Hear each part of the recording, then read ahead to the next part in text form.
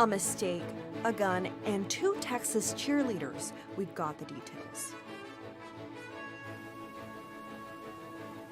What dangers could be hiding in your medicine cabinet? Stay tuned for more. An annual motorcade honoring the nation's Medal of Honor recipients drives through Denton today. Coming up. Broadcasting live from the University of North Texas, this is ntTV Nightly News.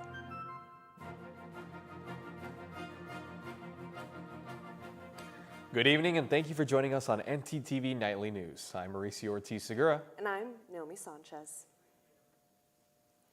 Another shooting as a result of a tragic mistake. 2 cheerleaders in Texas were shot after attempting to enter the wrong vehicle. CNN's Laura Aguirre has more. I'm Peyton Washington on Woodlands Elite Generals.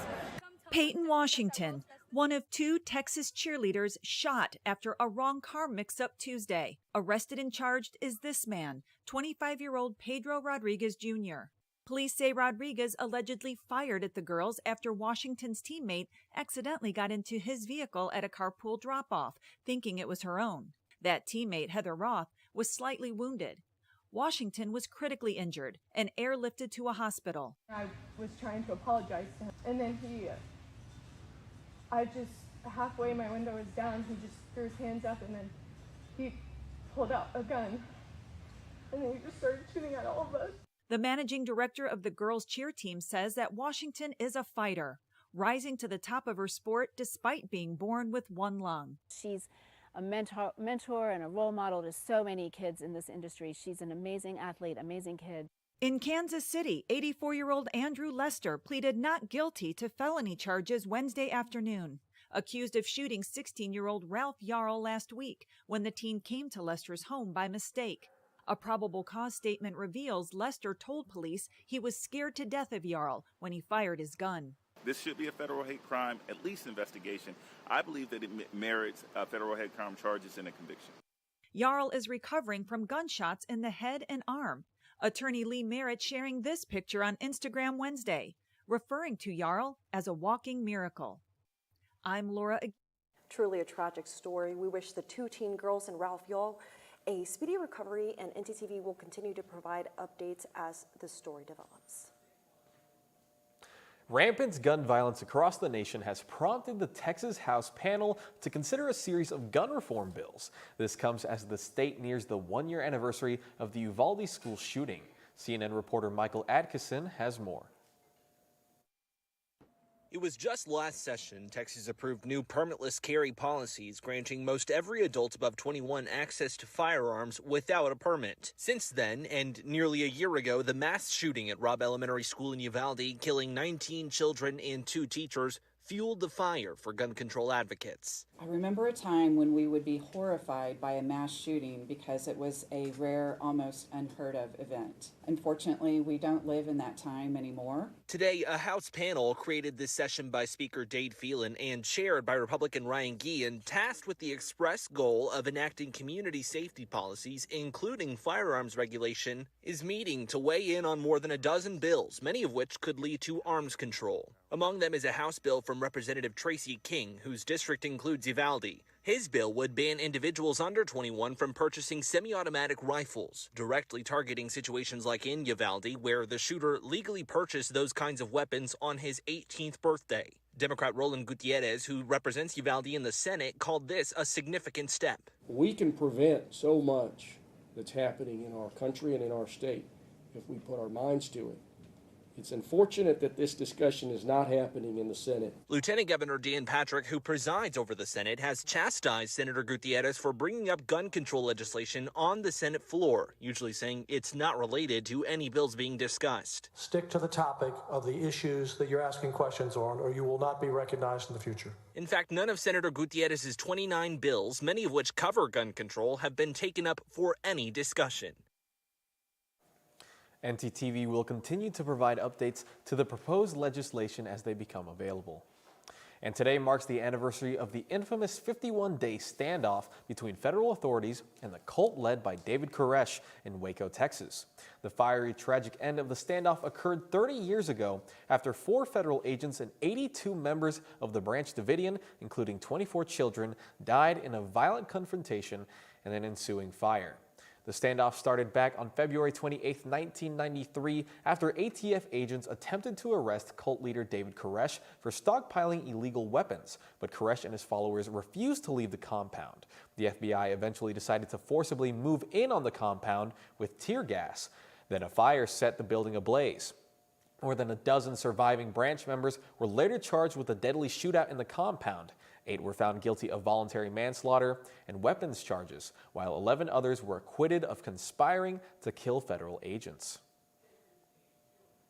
Now, Mauricio, in a change of topic, it's been getting pretty hot. Let's be honest. I think I was sweating on my way here.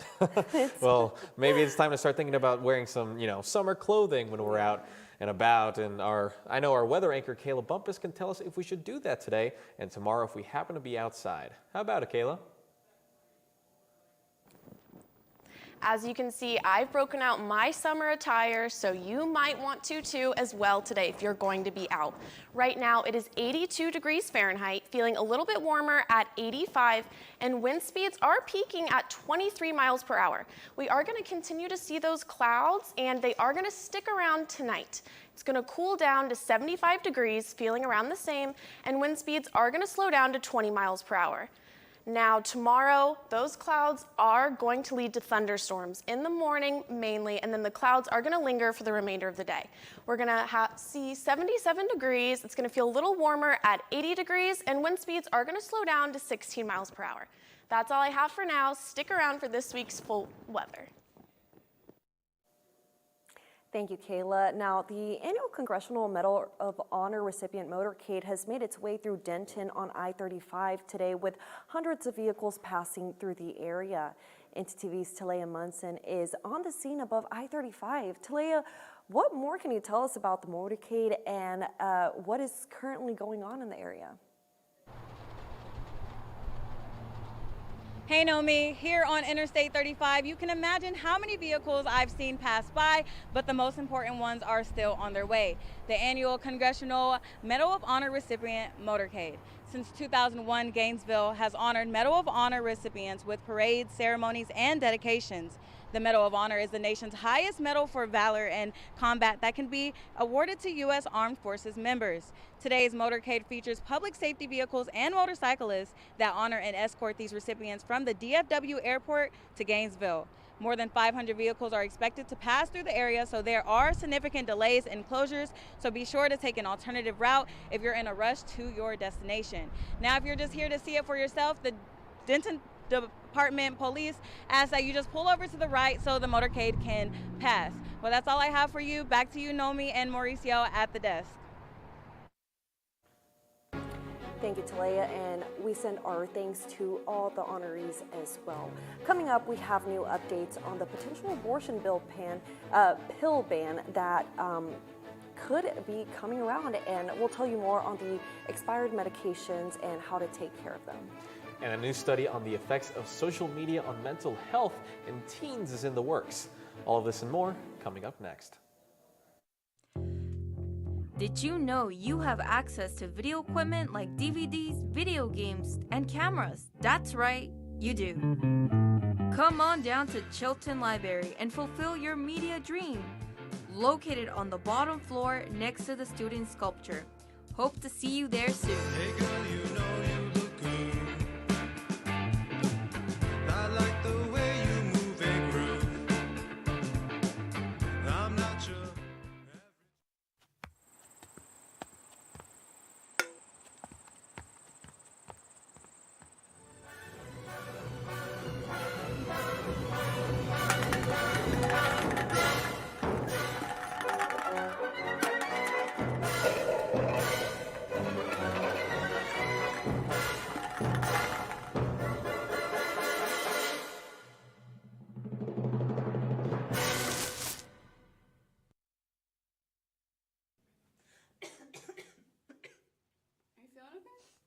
No, I've been feeling gross all week. Maybe you should go get a COVID test.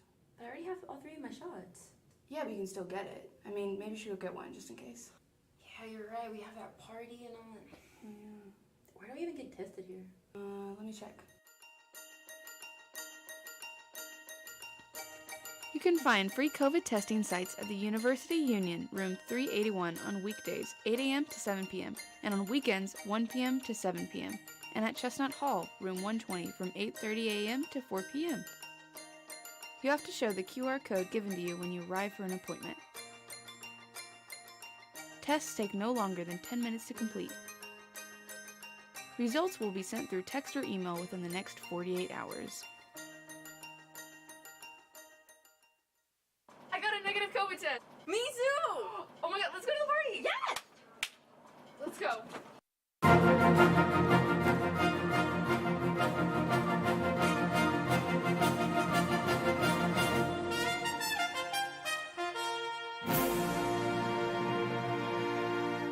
Thank you for sticking with us. The link between social media usage and mental health on teenagers is undeniable after years of research on the matter. Now, the Federal Trade Commission wants to know just how much of an impact social media really has. The goal is to learn if certain social media usage does harm to teens. Researchers are hoping to define the impact of some types of social media. And what's happening to the future nation of doctors? Research finds that there is a nationwide decrease in applications to residency training programs. New data suggests recent restrictions imposed on medical care are having an impact on how and what future doctors plan to practice. States with abortion bans are experiencing the biggest decrease in applications. Interests in the OBGYN specialty are the most affected, with 5% decrease nationwide, and twice as much in states where abortion is banned. And better track your health home by taking a look at medications you've had sitting in your cabinet for years. Experts everywhere are once again spreading awareness about the dangers of using medication that has passed its expiration date. Not only is expired medication less effective, experts say it can lead people to not seek out further help. This can be extremely dangerous depending on what is being treated. Now, it is important to remember that even if you personally know to take medication past its expiration date, you still need to properly dispose of it in order to prevent it from falling into the wrong hands. Experts encourage 2 methods for proper disposal. First, try to find a take-back site near your local pharmacy. Here at UNT, take-back bins can be found at Chestnut Hall or in the UNT police station. Otherwise, you can toss them in the trash in a sealed container or bag and mix them with undesirable items. If you have any expired medication lying around and you don't know how to properly dispose of it, don't worry, because UNT is hosting a drug take-back event tomorrow to dispose of it for you. And our live shot reporter, Chris Cordova, has more on this. Chris? Thanks, Maurizio. The UNT Police Department will be hosting a prescription drug take-back event tomorrow at Chestnut Hall from 10 a.m. to 2 p.m. The event is meant to provide a convenient way for you to dispose of your expired prescription drugs. Taking expired drugs can be hazardous to your health, as they may lose their effectiveness, change their chemical composition, or grow bacteria over time. If you have expired prescription drugs at home, take them to the clinic reception area on the 2nd floor of Chestnut Hall. The UNT medication bin also accepts over-the-counter and pet medications, but not inhalers, aerosols, lotions, or liquids. That's all I have for you today. Back to you at the desk.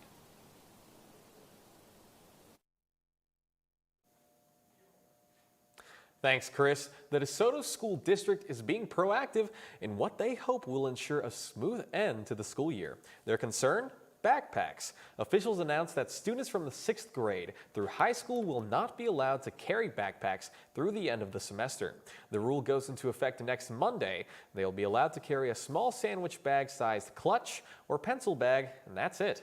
Officials say that they hope this will avoid what they call end-of-the-year distractions. There will also be heightened security on DeSoto campuses. And speaking of changes, we've been on the lookout for that change from sunny to rainy weather, but that rain just hasn't been coming. I get you, Noemi, and the clouds have definitely been deceiving us. And so let's take it over to our weather anchor, Kayla Bumpus, to see if those rains may finally pour.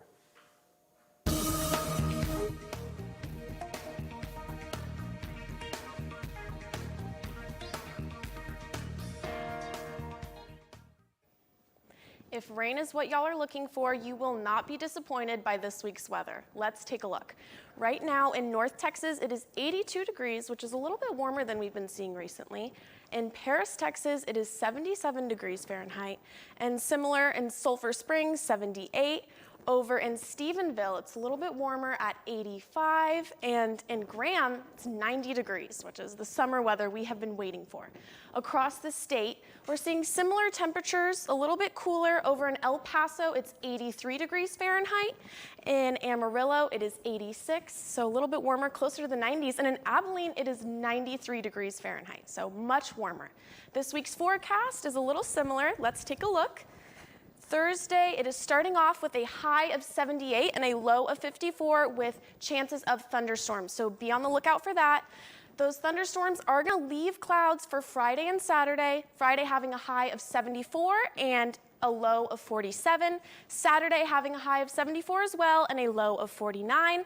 Sunday, we are going to start seeing some more rain with a high of 60 and a low of 50. Monday, that rain is going to turn into more thunderstorms, and those thunderstorms are predicted to linger all the way until Wednesday. Monday having a high of 63 and a low of 54. Tuesday warming up a little bit, a high of 71, a low of 57. And Wednesday having a high of 73 and a low of 50.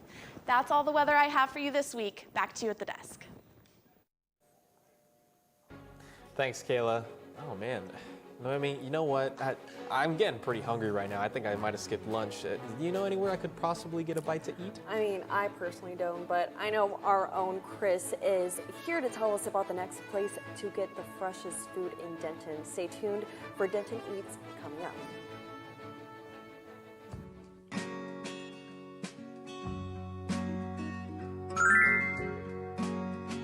I'm here to rescue you. Oh, my prince. No so fast.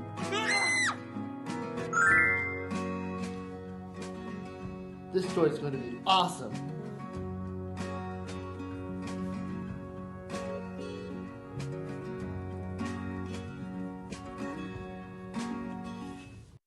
Can I see your voter registration, please? All right, you're good.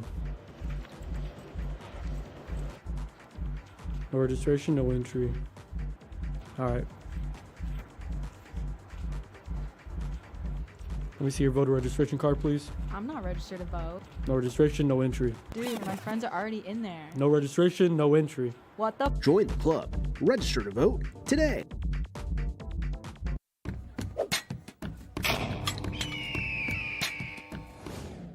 What does Talons do? So I'm the Vice President of External Relations for Talons. That means that I basically oversee all the external committees. Our external committees entail our Model A, it's a mean green machine. So they bring it to football games especially, so every game it's kind of there, every home game. The Model A is like a symbol of UNC pride, and it's a big tradition that we are so lucky to uphold and maintain. When people look at it, they see it, and they're like, oh, that's the mean green machine. There must be a game today or something to ramp up school spirit for basketball, softball, volleyball, any of those things. We have amazing teams, so we just want to show school spirit for them. Bonfire Committee, which is in charge of putting together the bonfire every year for homecoming. It's kind of just a whole semester-long process up until Build Week that we have to put together and oversee and make sure safety regulations are followed and risk management is taken care of. Cannon Crew, which oversees and takes care of the cannon. They fire it at games, they take it to special occasions.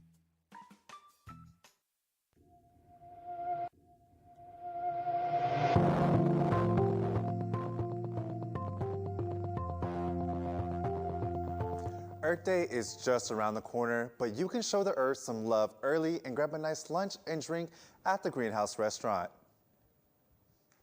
Greenhouse Restaurant invites diners to dine in nature with flowers, succulents, and many other plants. Their menu offers something for everyone, such as steaks, fish, and vegetarian dishes that cater to many dietary restrictions. A friend told me a long time ago, smoke is the greatest spice ever invented, and I firmly believe that. It's So if there's one thing that sets us apart from a lot of places, it's an open fire grill. When you do get a grilled item, it's got smoke on it. The building has 6 dining rooms, with each their own atmosphere mixed between indoors and outdoors. One of the rooms is the bar, which takes creative spins on classic cocktails.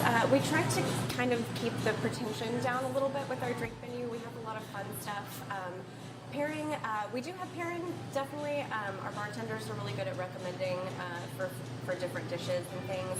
But otherwise, we just kind of are a little bit willy-nilly with things. Just kind of let people choose their own and enjoy themselves and have some fun cocktails. One of owner Ken Curran's opening duties include caring for the plants that are sprawled throughout the restaurant, with one of the plants being over 30 years old. Originally was a florist flower shop, Selby's Flower Shop, and it had gone through a couple iterations after they closed, and the outline of the original greenhouses was on one of the outer walls that it was kind of an homage to an old Denton family, the Selbys, and the building itself. So yeah, greenhouse just kind of fit. Doing their part to better the earth, diners can expect to become one with nature here at the Greenhouse Restaurant. This has been ntTV's Chris Goodwin signing off. The Greenhouse Restaurant is open 7 days a week off of North Locust Street. Diners are able to eat and smell the roses, and according to Kieran, every day is Earth Day there. That's all I have for you guys. Grab a bite to eat and show the earth some love. Back to you guys at the desk. Thanks, Chris. A ban on Native American mascots will have an impact on several New York school districts. CNN's Kirsten Morand has more. All those in favor? Aye.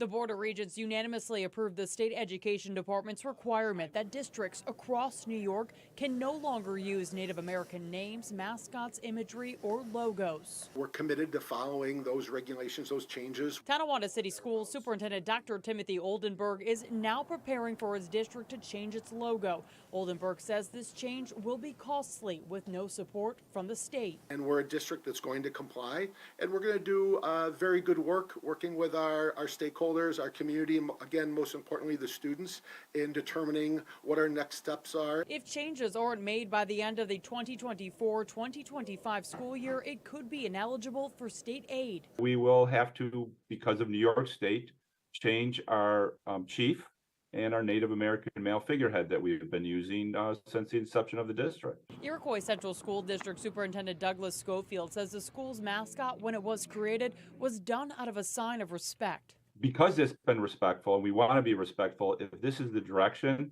for respect to change, we should honor that and move forward with it. And then we're going to move forward with a bright new future, and that'll be inclusive of everybody. And these changes are what John Kane, a Native activist, says is long overdue. I hope the student bodies of these schools are educated as to why this was necessary. He says the logos and mascots are cultural appropriation. And we're saying we're just taking our identity back. We're reclaiming it because what you've done was misappropriated it.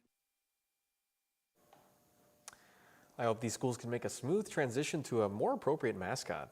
Yeah, exactly. Absolutely. I'm sure there are plenty of other great ideas for mascots out there. I know. And speaking of things getting banned, you know, in the sports world, Draymond Green of the Golden State Warriors is in the hot seat after Monday's game against Sacramento. Wonder why. Our sports anchor, Jasmine Grace, tells us about this and more. What do you have for us, Jasmine? Yeah, guys, after the break, I'll talk to you about the Golden State Warriors' troubles, the Dallas Stars, and some Mean Green football, so stay with us.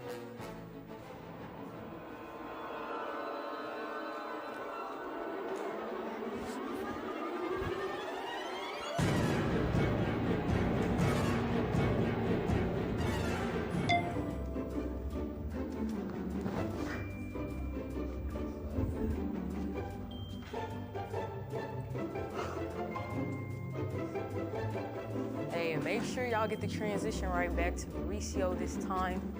Y'all had me standing up here a while last week.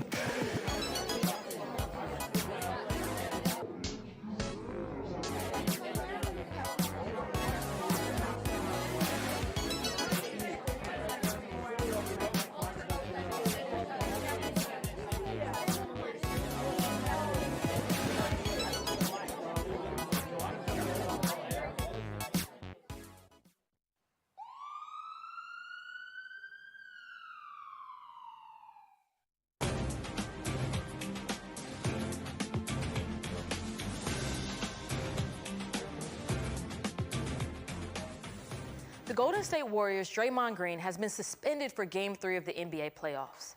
In Game 2 against the Sacramento Kings, Green was issued a flagrant 2 and was ejected for stomping on the chest of Sacramento's Domantas Sabonis after Sabonis appeared to have grabbed his ankle. Warriors then went on to lose that game. According to NBA Executive Vice President and Head of Basketball Operations Joe Dumars, Draymond was suspended due to his excessive and over-the-top actions, his detrimental conduct, and because he's a repeated offender. The Warriors are down 0-2 in the series, and they play again tomorrow at 9 p.m. in San Francisco. It's an exciting time in the NHL. Playoffs are here. Unfortunately, however, our Dallas Stars lost Game 1 against the Minnesota Wild in a double overtime thriller. During the game, Joe Pavelski for the Stars suffered a concussion and now will not play for the Stars in Game 2. In Game 1, he was checked by Minnesota defenseman Matt Dumba, and at the same time, Minnesota forward Ryan Hartman was closing in. That resulted in Pavelski getting hit in the face by Hartman's stick and ended up falling and hitting his head on the ice. The Stars will have to go for the win without him tonight in Game 2. The game starts at 8:30, so make sure you tune in as the Stars look to even the series. UNT fans, the official football season is a while away, but the spring game is just around the corner. On April 22nd, the UNT football game will host their annual spring game at Apogee Stadium. This is the first time fans will get a look at our new head coach, Eric Morris, so you do not want to miss it. Admission is free and concessions will be available, as well as a happy hour sale with $3 sodas, large popcorns, peanuts, nachos, and hot dogs. So if some good football isn't enough to get you to go, think about that too. The game will kick off at 2 p.m., so check it out. Well, guys, that's all I have for sports. Back to you at the desk.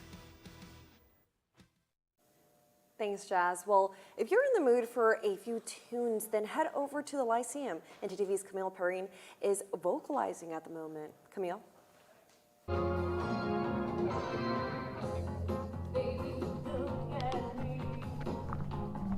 Thanks, Nomi. The UPC invites you to Bingo Singo, a bingo game based on music playlists. Show up at the Lyceum dressed in clothes from your favorite decade. The games last from 6 to 8 p.m., so just show up for a chance to win a prize. All you have to do is place your plastic piece on the song that you hear.